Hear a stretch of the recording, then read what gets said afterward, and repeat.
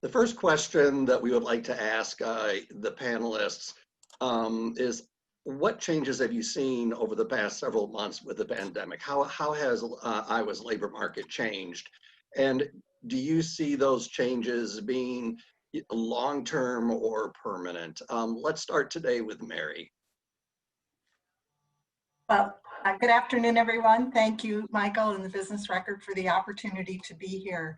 I would say one maybe change, or something that we're fairly fortunate here in the greater Des Moines area, is our key industry of finance and insurance has been the least vulnerable so far. And so we've been a little more fortunate than other areas across the country. But as Chris said, there certainly have been other sectors that have been impacted. What I see as maybe one of the biggest changes, and we knew it was coming, it's just been accelerated, and that's been the adoption and augmentation of new technologies. Obviously, technology became so critically important to almost everyone during this pandemic.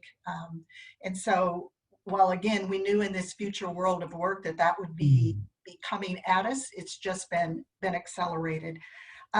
Also, I would say we're seeing companies that, again, we knew going into the future would be looking a bit more at individuals' core competencies.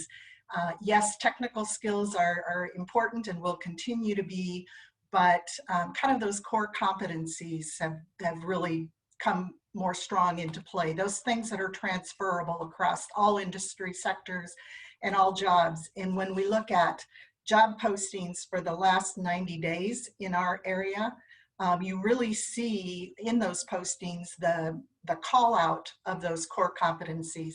So things like the interpersonal communication skills, cooperation and team players, customer service, which is that emotional intelligence, adaptability, flexibility. We call out agility a lot in the coming times.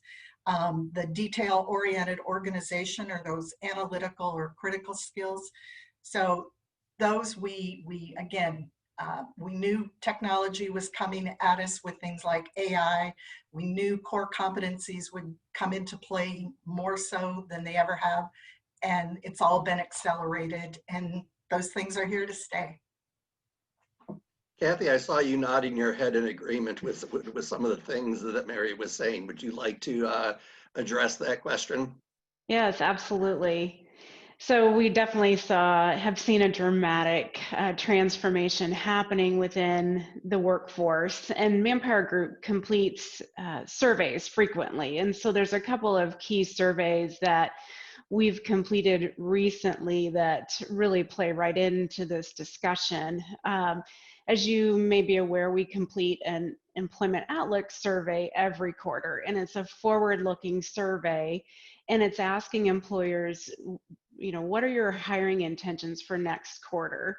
So we obviously saw some really dramatic changes in that survey from prior to the pandemic to today, but what we saw was a lot of uncertainty, where we were at single digits as far as number of employers that anticipated decreasing staffing levels prior to the pandemic. We went to double digits.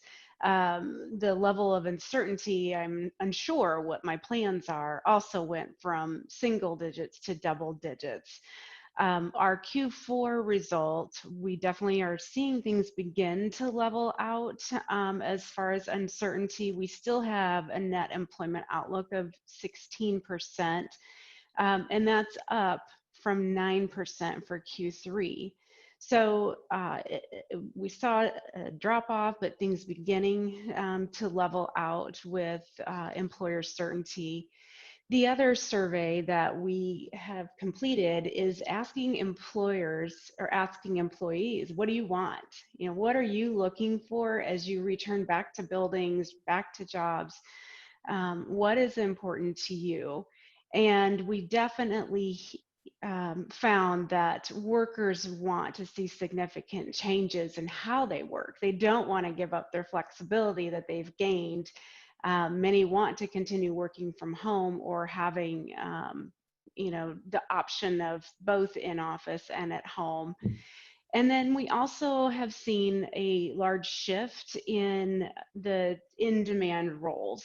For example, we're seeing an increased demand for cybersecurity experts, data analysts, software and app developers, and new roles like contact tracers, distance monitoring, temperature checkers, while we're seeing that decline, obviously, in aviation, hospitality, and entertainment. And the call out is those soft skills, as Mary was talking about. Employers are needing those soft skills, not only in their key leadership roles, but in all of their line workers, to really navigate through some very emotionally charged and difficult times. Negus, taking a look at what changes have occurred and what you think might be some long-term effects of those, and how would you address that? So we're looking at some of the long-term issues which has occurred here since the pandemic. We have to look at, from a sense, there was more than one pandemic. There were two pandemics. One was a few months old, and one's 400 years old. And when we're dealing with issues, especially with essential workers having problems with safety, because we're in the midst of this pandemic, I feel that there's going to have to be some changes made because the society has changed, and there's a need for, especially organizations that want to diversify their workforce. The question is, do these organizations have an environment or a culture that is welcoming to other people who are coming into the work experience?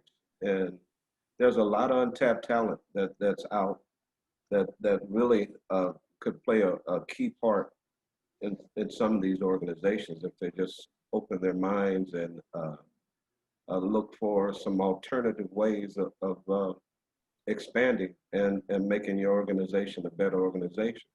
Because most organizations that have a diverse culture, they do 35 to 40% better than other businesses. And this is something that we as people who are business leaders need to open their minds to. So we're here to help open up people's minds with cultural competency training here at Urban Dreams. And we go into businesses just to try to help them come to understand, if you're looking for a new workforce, it's right up under your nose. And Tom, I'd like to ask that same question to you. Great. Thanks, everybody, first off, for being here today. I'm going to give you a little bit broader macro perspective of the labor market, probably, when you think about this. And to answer that question, I want to go back in time just a little bit. If you look at January of 2020, so pre-pandemic, Iowa had an unemployment rate of 2.8% versus 3.6% for the nation. And if you want to think about our market at that point in time, there's an underlying number that people forget about. Our labor force participation rate, so the number of people that are either actively working or looking for work in Iowa, was 68.9% at that time, with a 2.8% unemployment rate. The US is at 63%, and a decline in that labor force participation rate has been a national worry for a long time. I bring that up because right now, when you look at the August 2020 numbers, Iowa's unemployment rate is 6%. The US's is 8.4, so it looks like we're doing better than normal. But our labor force participation rate has dropped from 68% down to 61. That means there's been a large number of people that have quit looking for work that also have lost jobs during this time. That 6% unemployment rate that we're talking about looks great compared to the US number on average, but to give you an idea of what's happened, our labor force has dropped by 7 to 8%, where on the US it's only declined by about 2%. That means we've had more people leave the working population and decide to quit looking for work and that's helped some of our numbers look good, then what's happened on the rest of the nation. And I think that's a really important thing to think about, is who are some of those people? What we know nationally is that the people that have been dropping out of the labor force are more often women. And we also have known nationally that we have some discrepancies when we think of people of color. And so that creates some interesting questions about what that labor force looks like and who is actually getting these jobs back and doing well and keeping employed and who hasn't. When we're thinking about returning to normal, early on, I think it was either Michael or Chris who talked about 18 months getting back to normal when we first started the pandemic and looked at this. If you look at our job loss and the number of jobs we need to return, we've returned about 50% of what was lost at that low point in the beginning of the pandemic. The nation is about the same, about 54%.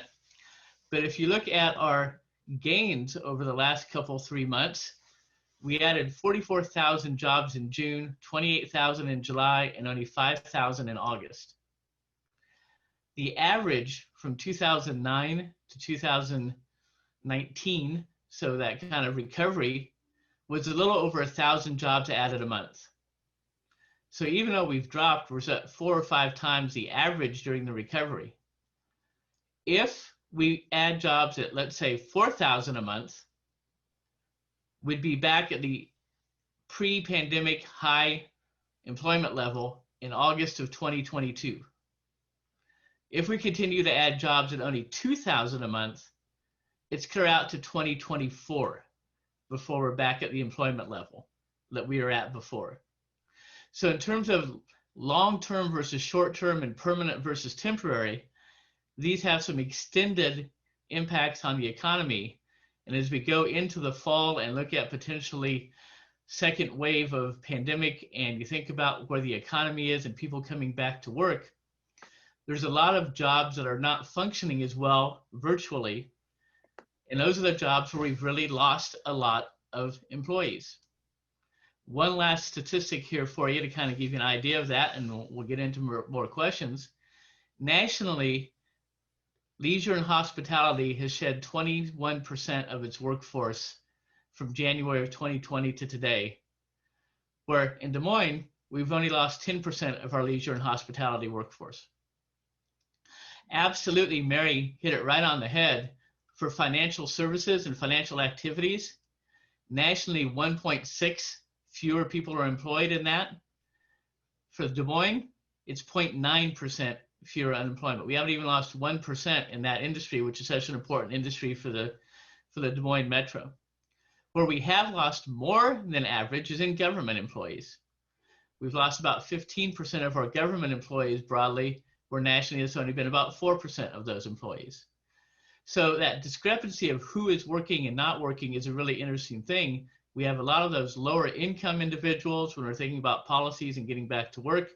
And those people are looking for work and having more trouble finding work, where more of the professional services and some of the things that we were talking about as increased demand for professionals in health and contract tracers and cybersecurity, those individuals are in a much better, different job market than the individuals looking for work that are at retail and food service and hospitality and people like that. So we have to keep track of that kind of discrepancy in terms of what people we're talking about, what skills people have getting back to the workforce. And that's huge when you think about opportunities going forward and in terms of what the workforce looks like going forward. Tom, there's a question that came in the chat, and I'd like to pose the question to you, and maybe you saw it.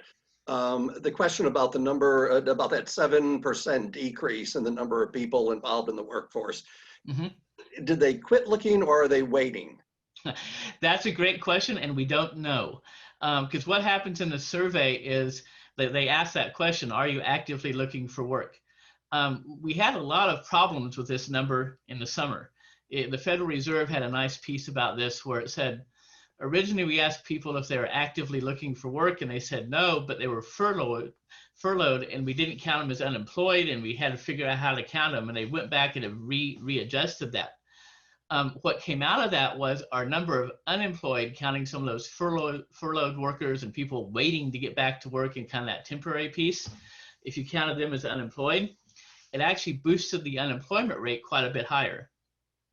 if you take the number that have dropped out of the Iowa workforce in terms of not saying that they're actively looking but unemployed today, and they also are not employed today, and put them back in the amount of the labor force and put them in as unemployed, it pushes our unemployment rate above 10%.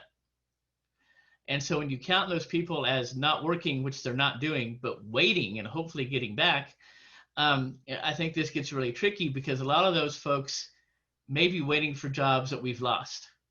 I've talked to quite a few people who got furloughed and then after a month or two said, I can't wait to see if this comes back, or I've been told my job is not going to come back. And if that's the case, they start looking for new jobs and re-enter that unemployment piece. So technically they get counted as not actively seeking work and also not unemployed. And that's why they fall out of the labor force. That's correct. But it's very interesting in terms of if you actually counted them as not bringing in income today and how that impacts choices in terms of what we do with the broader economy, they technically would be thought of as being unemployed or at least slowing down the broad economic growth that we might have.